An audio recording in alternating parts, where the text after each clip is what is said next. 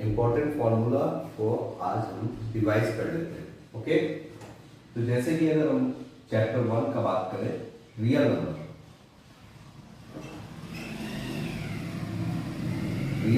से अगर बात करें तो सिर्फ एक ही फॉर्मूला है हमारा, जो कि हमारा HCF ऑफ कोई भी दो नंबर का into LCM of two number, same two number is equal to product of both the number. ठीक है, जैसे कि अगर समझ लीजिए कि फॉर एग्जांपल दो नंबर दिया हुआ है, कोई भी समझ लेते हैं 24 दिया है और हमारा 48 दिया है, तो HCF इन दोनों नंबर का, HCF ऑफ 24 एंड 48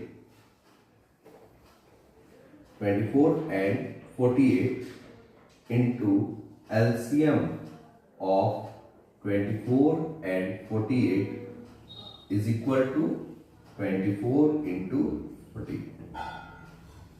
अब यही हमारा मेन होता है। तो HCF जैसे कि हम देख ही रहे हैं कि आसान एग्जांपल नहीं है, तो 24 इसका HCF हो जाएगा और LCM हमारा 48 हो जाएगा। तो सेम हमारा आएगा प्रोडक्ट के ऑफ नंबर के इक्वल हमेशा। ठीक है, ये हमारा फर्स्ट फॉर्मूला है। ओके, रियल नंबर के लिए। अब दूसरे चैप्टर पे आते हैं।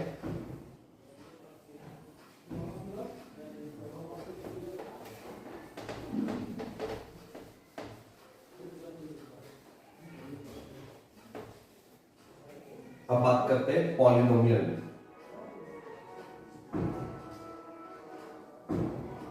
पॉलिनोमियल में बात करें तो पॉलिनोमियल में जैसे कि हम लोग जानते हैं कि क्वाड्रेटिक इक्वेशन भी होते हैं, क्यूबिक इक्वेशन भी होती है, क्यूबिक पॉलिनोमियल, क्वाड्रेटिक पॉलिनोमियल, ये सारे होते हैं। तो क्वाड्रेटिक के लिए अगर बात करें, क्वाड्रेटिक इक्वेशन हमारा मेनली क्या होता है, ax² plus bx plus c is equal to 0। तो इसमें हमारा दो पॉलिनोमियल में दो इसका फॉर्मूला बन सकता है। एक तो सम ऑफ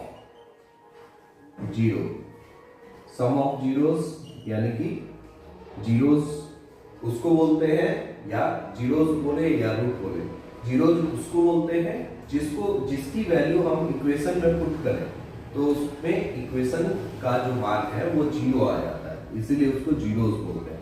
तो जीरोस का सम, यानी कि एक अल्फा हम लोग मान लेते हैं, एक बीटा मान लेते हैं, तो अल्फा और बीटा का सम, अल्फा और बीटा का सम हमारा क्या होता है, -b/a। कोफिशिएंट जो ये b है और ये a है, तो ये हो जाता है प्रोडक्ट ऑफ जीरो जो है, प्रोडक्ट ऑफ जीरोस बोलने का मतलब क्या है, अल्फा इंटू बीटा। ये हमारा हो जाता है c/a, कांस्टेंट और कोफिशिएंट ऑफ x²। इस ये दो हमारे मेन इसमें फॉर्मूले हो जाते हैं। करें क्यूबिक के लिए अगर बात करें कि ax³ bx², ये हमारा क्यूबिक के लिए। क्यूबिक का मेन तो उतना है नहीं डिटेल में, बट फॉर्मूला जो है एनसीईआरटी में हमारा दिया हुआ है, इसलिए इसको कंसीडर कर रहे हैं, बराबर 0। ठीक है, तो क्यूबिक के लिए हमारा क्या हो जाता है, सम ऑफ जीरोस मतलब क्या है कि अल्फा प्लस बीटा। अब इसमें दो नहीं है, तीन होते हैं रूट, यानी कि हमारा क्या हो जाते हैं, गामा। ठीक है, अब जैसे कि क्योंकि पावर 3 है, यानी कि x का 3 वैल्यू हो सकता है। ओके, पावर 3 है इसलिए x का 3 वैल्यू होता है। अब जैसे कि alpha plus beta plus gamma अगर बात करें तो -b/a। ओके, बात करें alpha into beta into gamma का प्रोडक्ट ऑफ जीरोस होता है, वो हमारा हो जाता है -d/a। और यही बात करें alpha into beta, beta into gamma plus gamma into alpha, तो ये हमारा हो जाता है C/A। ये हमारा क्यूबिक के लिए हो जाता है। और हमारा जैसे कि पॉलिनोमियल में a प्लस बी का whole square, a plus b minus a minus b का whole square, a plus b का होल क्यूब, ये सब फॉर्मूले जो है वो भी इंपॉर्टेंट हो जाता है। Linear equation in two variable, linear equation in two variable का बात करें तो इसमें हमारा सबसे मेन क्वेश्चन कि जैसे कि तीन चीजें होती हैं, जैसे कि एक तो इंटरसेक्टिंग लाइन या बोल सकते हो उसको यूनिक सॉल्यूशन, यानी कि अगर दो लाइन एक पॉइंट पे मिल रहा है तो ये हमारा क्या कहलाता है, इंटरसेक्टिंग लाइन। अब दो लाइन का, दोनों लाइन का इक्वेशन हमारा दिया रहेगा x और y के टर्म में, तो हम पता कर सकते हैं उन दोनों इक्वेशन से कि वो इंटरसेक्टिंग है या वो दोनों पैरेलल है, दोनों से इंटरसेक्ट ही नहीं करेगा, या एक के ऊपर दूसरा लाइन है। ठीक है, तो वही चीज हम लोग बात करते हैं, कैसे आखिर हम लोग दो इक्वेशन को देखते हुए बता सकते हैं कि कौन इंटरसेक्टिंग लाइन है, कौन पैरेलल। तो अगर बात करें कि दो इक्वेशन हमारा हो गया a1x plus b1y plus c is equal to 0, तो दूसरा हो गया a2x plus b2y plus c1 c2 is equal to 0। अब इसके थ्रू हम पता कर सकते हैं कि कौन सा इंटरसेक्टिंग है, कौन सा नहीं। अब जैसे कि अगर a1/a2 का रेशियो b1/b2 के रेशियो के बराबर नहीं आता है तो वो कंडीशन हमारा क्या कहलाता है, इंटरसेक्टिंग, यानी कि वो दोनों लाइन है इंटरसेक्ट करेगा, इंटरसेक्टिंग लाइन होंगे। और हो सकते हैं कि यूनिक सॉल्यूशन होगा, यूनिक सॉल्यूशन इसका होगा। ओके, अब यही चीज है कि a1/a2 b1/b2 के इक्वल है और c1/c2 के भी इक्वल है। जब हमारा c1/c2 के भी इक्वल होगा यानी कि हमारा ये क्या हो जाएगा, ओवरलैपिंग होगा, मतलब कि कोइंसिडेंट लाइन, कोइंसिडेंट लाइन बोल सकते हैं, या बोल सकते हैं हम इसको इनफिनाइट सॉल्यूशन। इनफिनाइट सॉल्यूशन बोलने का मतलब क्या है कि अगर दो लाइन, एक ये लाइन है और एक इसी के ऊपर अगर लाइन है तो ये हमारा हो जाता है कोइंसिडेंट, एक ही के ऊपर एक। और ये हमारा a1/a2 अगर b1/b2 के इक्वल है और नॉट इक्वल है c1/c2 के, तब हमारा कंडीशन हो जाता है नो सॉल्यूशन, या बोल सकते हैं पैरेलल।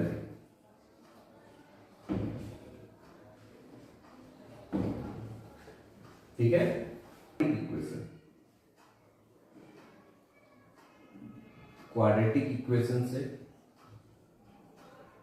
तो क्वाड्रेटिक इक्वेशन में जैसे कि हम लोग जानते हैं कि ax² plus bx plus c is equal to 0, ये हमारा इक्वेशन होता है क्वाड्रेटिक इक्वेशन के लिए कि पावर 2। अब जैसे कि इसमें हमको रूट्स निकालना रहे, तो निकालना रहे रूट्स को, तो हम लोग कैसे निकाल सकते हैं, एक तो फैक्टराइज करके निकाल सकते हैं। और सब जगह क्या होता है कि फैक्टराइज करना पॉसिबल नहीं होता है, नंबर ज्यादा रहेगा तब दिक्कत हो सकती है। तो उस कंडीशन के लिए हमारा जो है x का वैल्यू हम डायरेक्ट निकाल सकते हैं, -b plus minus root under में b² माइनस 4ac, और बाई में नीचे तुम्हारा हो जाएगा 2a। ओके, यहाँ पे 2a हो जाएगा।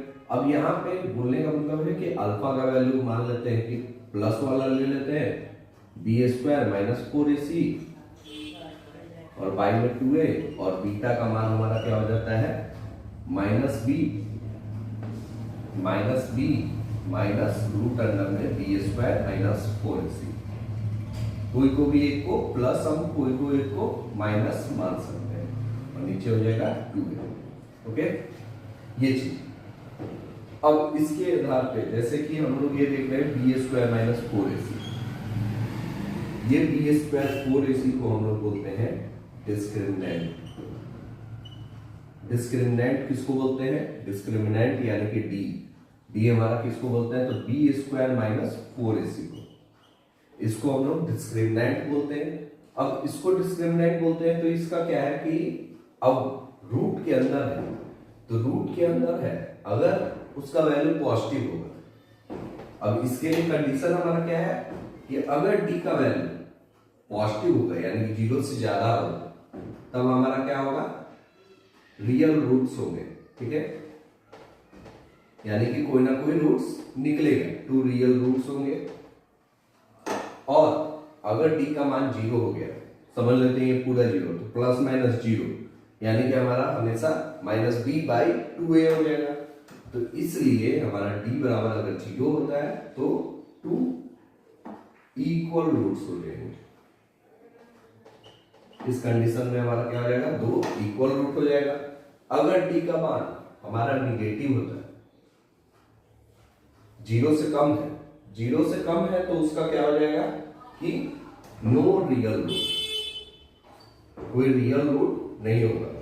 क्यों? क्योंकि अगर रूट के अंदर मान लेते 15 है, तो क्या ये रूट से निकलेगा?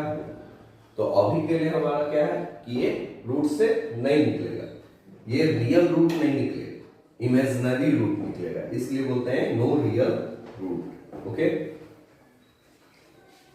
ठीक है, इतना।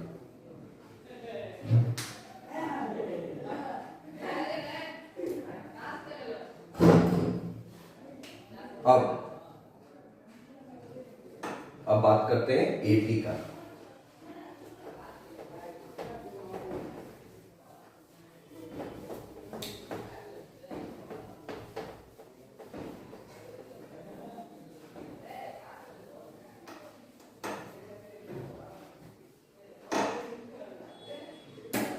अब बात करते हैं एपी यानी कि अर्थमेटिक प्रोग्रेशन। तो एपी में मेन हमारा क्या है फॉर्मूला? एक तो हो गया कि हम लोग सम निकाल सकते हैं या टर्म निकाल सकते हैं, 2 कंडीशन है। तो एक an वाला है कि nth टर्म निकालना है हमको, तो उसके लिए हमारा क्या हो जाएगा? a plus n minus 1 d, ये हमारा क्या हो जाएगा? nth टर्म निकालना है। जैसे कि समझ लेते हैं 2 है, 4 है, 6 है, 8 है, dot dot dot dot dot, कह रहा है कि लास्ट 20th टर्म निकालना है। तो इसके थ्रू हम लोग 20th टर्म निकाल सकते हैं। जैसे कि a का मान क्या होगा? फर्स्ट नंबर यानी कि 2, और d हमारा क्या होता है? तो d बराबर होता है a2 माइनस a1 यानी कि second number minus first number, या कोई भी कंसेक्यूटिव को हम माइनस कर सकते हैं। अब जैसे कि 4 माइनस 2, तो हमारा कितना आ गया? d का मान 2 आ गया। n का मान हमारा दिया हुआ है 20, तो इसके थ्रू हम लोग निकाल सकते हैं। तो n का मान 20 यानी कि a20 हमारा कितना आ जाएगा? 2 प्लस 20 माइनस 1 इंटू 2, हमारा आ जाएगा 2 प्लस 19 इंटू 2 प्लस 38, और यहाँ आ जाएगा हमारा 40, यानी कि 20 टर्म क्या हो जाएगा हमारा? 40। ऐसे हम लोग नॉर्मल एग्जांपल के थ्रू समझ सकते हैं इसको कि कब हम किसको पुट करेंगे। ओके,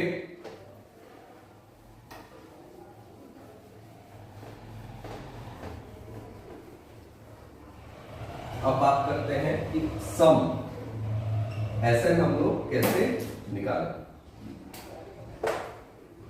अब बात करते हैं हम लोग सम ऐसे हम लोग कैसे निकालें। तो सम का फॉर्मूला है n/2 2a plus n minus 1 into d। Okay, ये हमारा Sn का फॉर्मूला है, मतलब सम ऑफ nth टर्म। कोई भी नंबर है तो उसका nth टर्म कोई भी एपी में है, और ये कभी भी कब लगेगा? जब नंबर आर इन एपी में रहेगा तब हम ये सब लगाएंगे। ओके, तो यही है हमारा। ओके, और बाकी नेक्स्ट वीडियो में हम लोग देखेंगे।